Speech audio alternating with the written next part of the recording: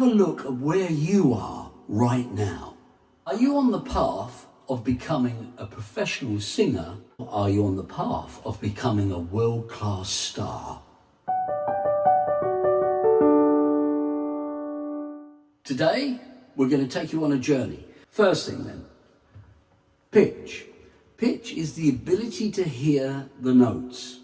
If you can't hear the notes, then the problem is you're not going to be able to sing them very well. According to Dr. Tomatis, who spent 50 years discovering through the Ear, Nose and Throat Hospital in France, he discovered that the ears are the determining factor that makes a person sing.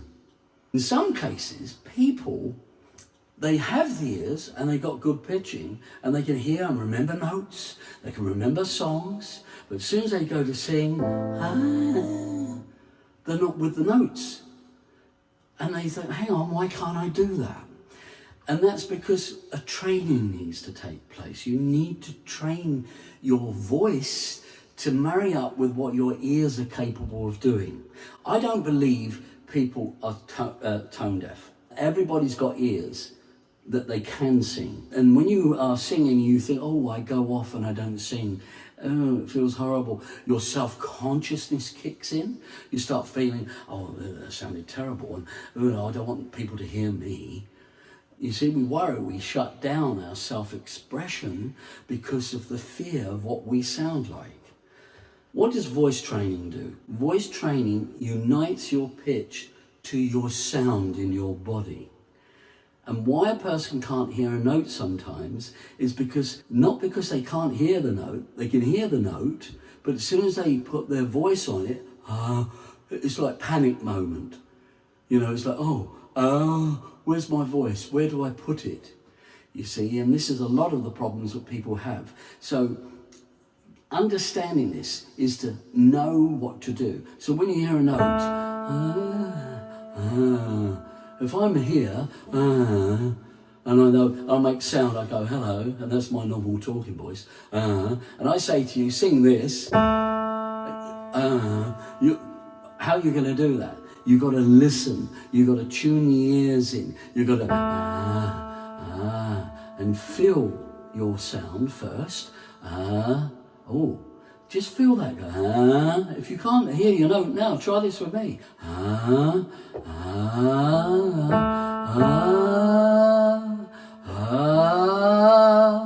Oh, there's the note coming out. Look.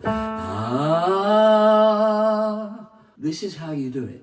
Everyone, right at the top, have to keep tuning their ears in to their sound, to their body. That's why they practice. That's why they have a practice regime or a vocal coach. Because they need to feel the voice first, and it goes into the pitch, and then they can sing well. So it's a key to practice your pitch. Very important. Now I'd like to take you into is one of the most powerful areas of music, which is rhythm. People get mixed up between tempo and rhythm. Tempo is a constant beat. That's a constant beat, okay? Could be a metronome, da, da, da, da, da. That's a constant, that's not rhythm. Rhythm dances on a tempo.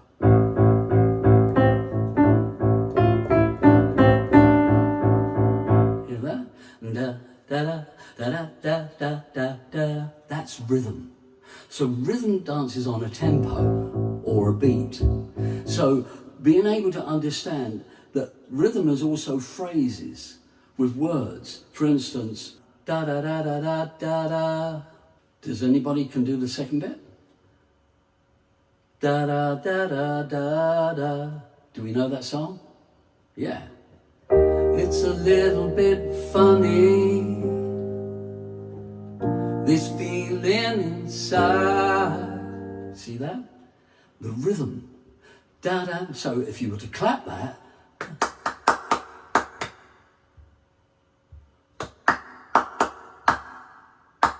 there it is, dancing on a constant beat. So you have to be really good at rhythm. You have to come alive to rhythm. You need to practice things with rhythm in it. It's just get excited about rhythm because it's the rhythm of life. It's like the heartbeat in you. So really get good at rhythm. Let me give you an example of rhythm.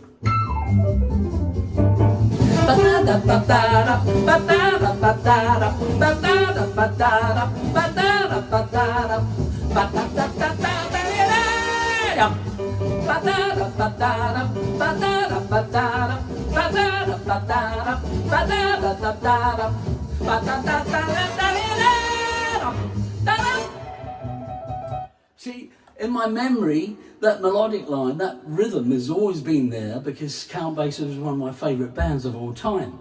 I come from a family of jazz musicians. My father had his own jazz band. And when I'd hear this, I'd always go, da-da-da-da-da-da. I'd get into that flow. You need to practice this. You need to pick up little rhythmic contents and scatting and using the voice. Don't stay in one area of, oh, no, blah, blah, blah. Get your rhythm going. Wake up areas in your body where rhythm is going to be such a big part of your life. And it'll get easier for you. So, next, dynamics. Dynamics is the louds and the softs. And the way that you could use a vowel or a shape could create that contrast in your singing. So dynamics is a contrast. Contrast is very powerful in art. Everything is contrast. You've even got contrast on your TV set. You know, it's like, it's louds and soft. So you got all the things I... You see this? The loud and the soft. I will never understand. This brings out a beautiful feeling of emotion. If you want emotion in your music, you've got to be with the dynamics. You've got to really rehearse them. You've got to wake them up. This is what the great stars are naturally attuned to. If I was to play the piano now without dynamics, it would be like this. But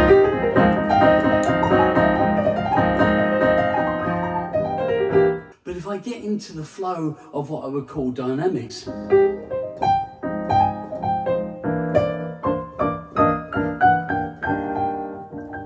you hear that? It's like louds and softs, very dexterously put into scales and a melodic line and a feel. This brings music alive. So your dynamics are very powerful, something you should be practicing consistently. Fourth, here's a question. How hungry are you? How much are you wanting to truly become good at this art form, singing? Have a look at where you are right now. Are you on the path of becoming a professional singer? Are you on the path of becoming a world-class star? The stars that I've coached, they worked in a way that a normal professional musician doesn't. They go the extra mile. Their ability to be consistent with what they do on a regular daily basis, their ability to awaken their ears up and do the three things, the pitch, rhythm, dynamics, is so spot on. And along with that, they have this incredible tenacity to keep doing it, to keep plugging away. And this is what pours to them opportunities. It's pours to you. I remember one time as a story, I went to Ronnie Scott's nightclub with my father.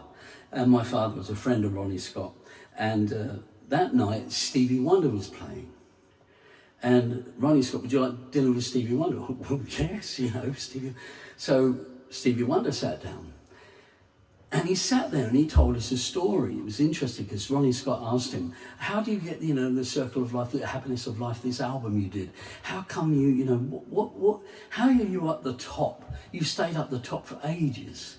What's your secret? He said, well, this is what Stevie said. There's three types of people in this world. The first type looks at the mountain and says, I want to get to the top. I want to be up there.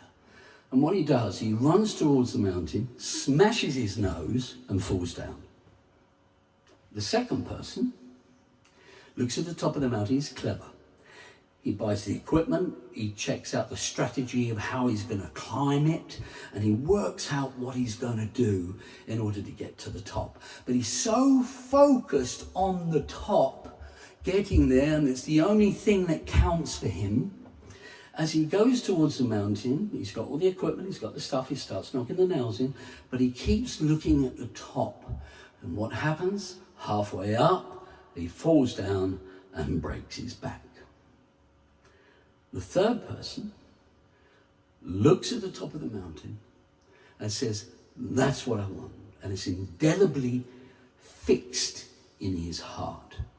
He doesn't have to do anymore. He just knows that's what he wants. And what he does, he starts knocking the nails in. He has all the equipment, just like the second guy. He has all the equipment, he's knocking the nails in. And he's so busy, kind of back. Stevie didn't do this, by the way. I'm adding a bit. So that, and he's knocking the nails in, and he's so busy making sure that nail sticks. And he's so busy doing the next one up until eventually he looks down and he sees us on top of the mountain. How did I get here? Wow. That's the work ethic. You've got to keep working on your art. You've got to keep practicing your art. You've got to keep really knocking the nails in of your ability to sing, to hold a note, to hit a note, and whatever it is you're doing, you've got to polish your voice. And this is what's so beautiful about the art form, that when you get in the river of that, you get into what we call a momentum. And it gets easier and easier. So, last but not least, the fifth thing. In order to get to where you are, where you want to be as a world-class star, you need support. You need a community. You need people around you that understand that you want to do this, that understand it, meaning they stand under it. They're the people that see you have a meaningful pursuit in your life, seeing that you mean business. And the other thing is to seek out opportunities where you can always be singing and be supported in that, whether you're doing mic nights or whatever it is you want to do to get better at singing. Allow yourself to be open to being supported and move forward in that way. But first, you have to knock the nails in. You have to come together. You have to get it right. So I have my academy, which comes on Monday evenings, where I help you personally. It's great fun. It's like a family of people where we are all going towards wanting to become world class. We take you down how to think, how to create what you need to be believing and thinking in, taking you where you are at the moment. I'm really looking forward and hoping that you may join me on that course. And it's on every Monday, and I'll be there personally, and I'll be giving you my personal advice as to where you're at and what we can do to help you to become what you want to be. I hope that's made you understand the difference between a professional and a world-class singer. And I do hope that you will take the opportunity of focusing on your progress. Remember, you change your voice, you will change your life.